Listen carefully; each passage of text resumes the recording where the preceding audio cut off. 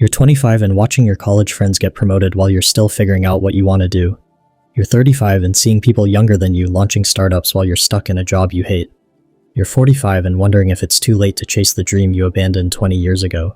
You're 55 and feeling like everyone else has already built their legacy while you're just now discovering what truly matters to you. Here's what I need you to understand. You're not too late. That voice in your head telling you that you missed your window, that everyone else got a head start, that success has an expiration date, that voice is lying to you. And today, I'm going to prove it. Because the most dangerous myth of our achievement-obsessed culture isn't that you need to be perfect, it's that you need to be early. Somewhere along the way, society convinced us that life follows a schedule. Graduate at 22, get your dream job by 25, be married by 30, have kids by 35, achieve all your goals by 40. As if human potential comes with an expiration date stamped on the package. This timeline isn't natural law. It's a social construction that's barely 50 years old. Before the modern era, most people didn't even live long enough to worry about being behind in their careers. The idea that you're supposed to have everything figured out by a certain age is a luxury problem that previous generations would have found absurd. Yet we've internalized this arbitrary schedule so deeply that we use it to torture ourselves. We look at outliers, the Mark Zuckerbergs and the Malala Yousafzais, and convince ourselves that their early success proves we're late to the game. But here's what nobody tells you about those stories. For every young prodigy you know by name, there are millions of equally successful people who didn't hit their stride until their 30s, 40s, 50s, or beyond. Ray Kroc was 52 when he founded McDonald's. Laura Ingalls Wilder was 65 when she published her first Little House book. Colonel Sanders was 62 when KFC became a franchise. Vera Wang was 40 when she entered fashion. Julia Child was 50 when she wrote her first cookbook. These aren't feel-good exceptions. They represent a fundamental truth about human development that our youth-obsessed culture ignores. Experience is an advantage, not a liability. When you start later, you bring something to the table that younger people simply can't. Perspective. You've seen patterns. You've made mistakes and learned from them. You understand what doesn't work, which is often more valuable than knowing what does. Dr. David Gallinson, an economist at the University of Chicago, studied this phenomenon and discovered two distinct types of innovators: conceptual innovators who peak early, and experimental innovators who improve with age.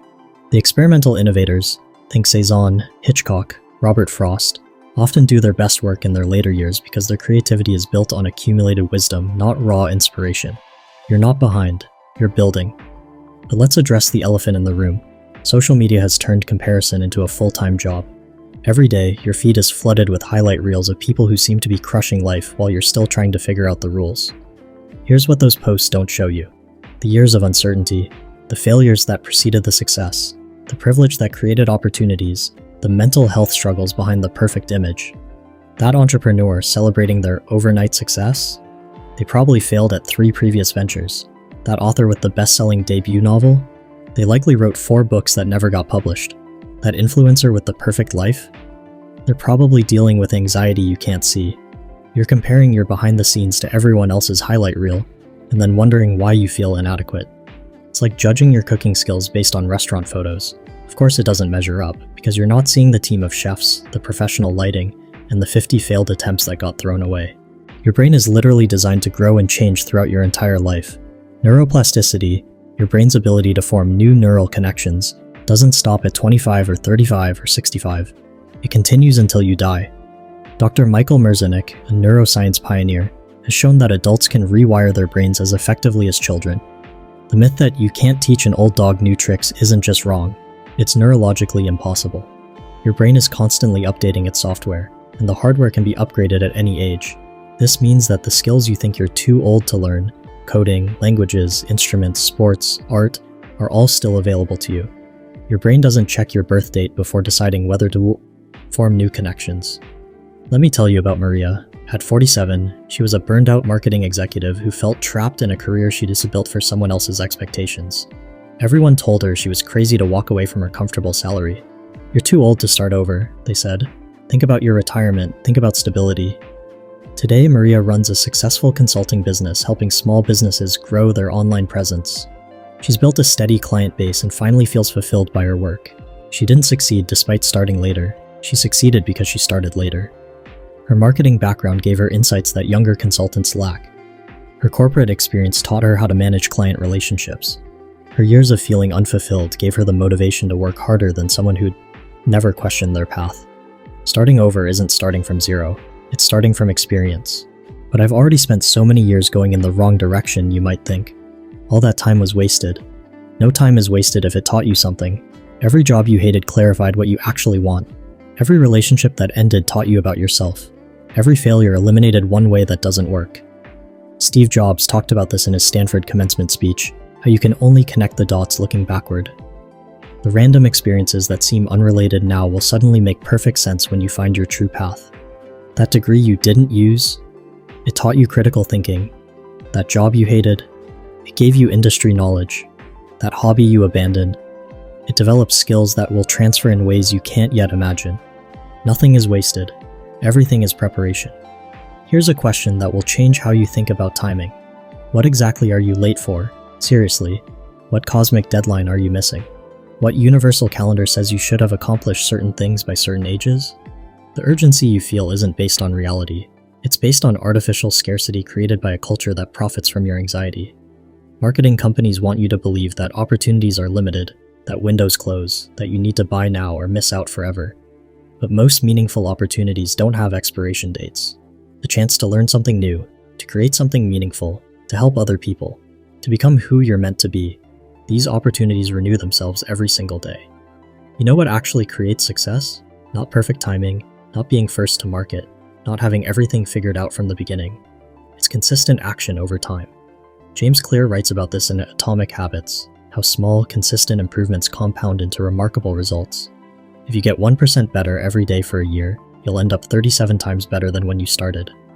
This means that starting today, even if you're late, and committing to consistent improvement will create more progress than sporadic bursts of effort ever could. The tortoise really does beat the hare, not because of natural talent, but because of persistent action. Here's what I want you to understand. You're not running someone else's race. You're running your own.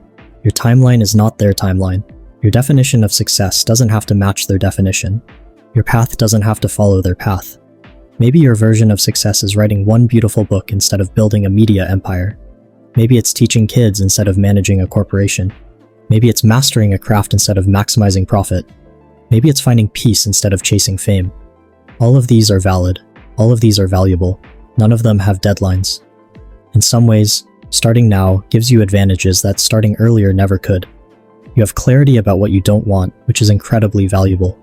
You're not easily impressed by superficial markers of success. You're less likely to get distracted by what other people think. You're more focused because you know time is precious. Most importantly, you're starting from a place of choice, not circumstance. You're not stumbling into something because it's what's expected of you. You're choosing it because it aligns with who you've become. You keep waiting for permission, from your family, from society, from some external authority, to pursue what you actually want. But here's the truth. The only permission you need is the permission you give yourself. That voice saying you're too old, or it's too late, or you should be grateful for what you have. That's not wisdom speaking. That's fear. Fear wants to keep you safe, but safety isn't always the same thing as living. Sometimes the riskiest thing you can do is nothing at all. Bronnie Ware, a palliative nurse, spent years listening to the regrets of dying patients. The number one regret wasn't about things they had done. It was about things they hadn't done. Dreams they'd abandoned, chances they hadn't taken, authentic lives they hadn't lived. Not one person regretted starting too late. They regretted not starting at all.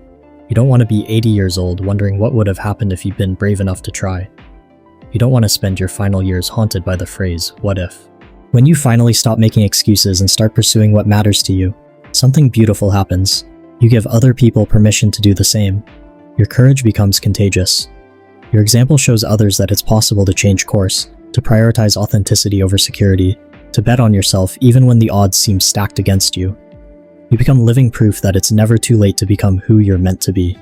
Here's what I know to be true. You're not too late because the right time is always now. Not when you're more prepared, not when you have more money, not when the conditions are perfect, not when you're younger, not when you're older. Now. The person you're becoming is calling to you from the future. The work you're meant to do is waiting for you to begin. The life you're supposed to live is ready whenever you are.